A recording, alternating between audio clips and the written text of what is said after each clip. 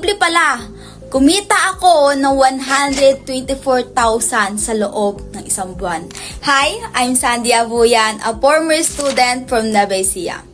Tulad ng marami sa atin, dumating din ako sa punto na nagdududa na ako kung meron pa bang opportunity para sa mga katulad ko. Bata pa, 21 years old, maraming pangarap pero limited lang ang options. Hindi ko akalain na dahil sa opportunity na nakita ko sa Facebook, magiging associates ako ng The VIP Club. Hindi ko rin akalain na posible pala. Kumita ako ng 124,000 sa loob ng isang buwan. Isang bagay na before is naiisip ko siya na imposible.